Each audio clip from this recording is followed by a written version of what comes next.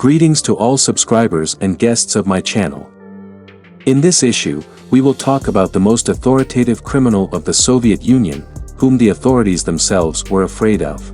His name is Vladimir Babushkin. In the underworld his nickname was Vasya Brilliant. This is a Soviet professional criminal, the leader of the criminal environment in the USSR, a Russian thief in law of the old school, a legend of the criminal world.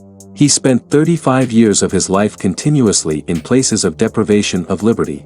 He was born in Astrakhan, had 8 brothers and sisters.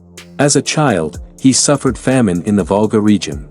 When he was 13 years old, the Great Patriotic War began.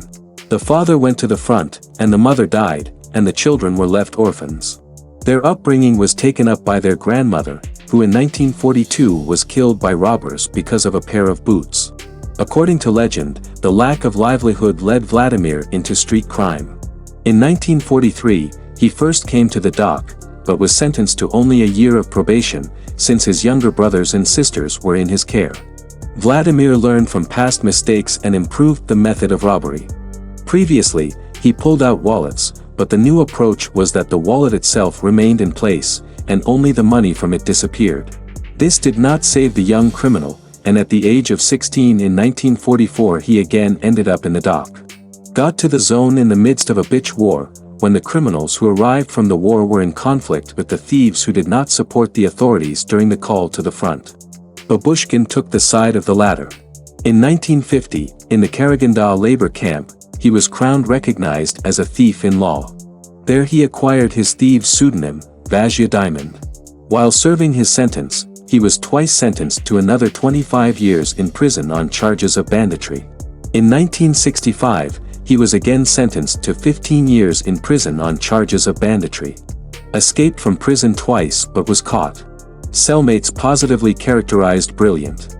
For example, they claimed that he did not swear.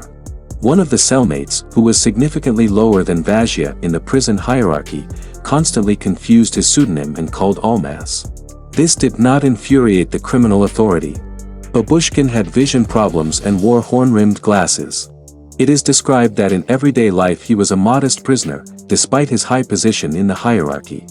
For example, he could sweep the floor in the cell, and those who saw the diamond again could easily confuse him with an economic inmate or a fraudster. Sources claim that he read a lot, including Russian classical literature.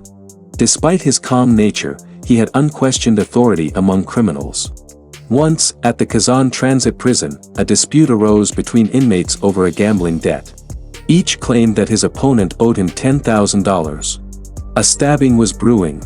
At that moment, Brilliant stood in the middle of the debaters and reasoned that each of them owed half of the disputed amount to the common fund, and forbade them to continue playing cards.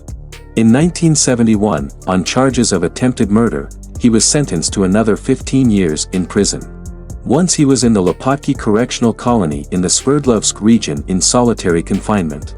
A riot broke out in the institution.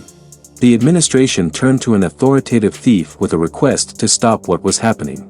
He refused. In retaliation, the leadership of the Red Zone sent him to the White Swan in Solikamsk. It was considered one of the strictest prisons. Until the end of his life, Brilliant adhered to thieves' traditions, so he never officially worked for the Soviet state. In the last years of his life, he sympathized with dissidents. They used the communication channels he created in the Vladimir Central. Died in 1985.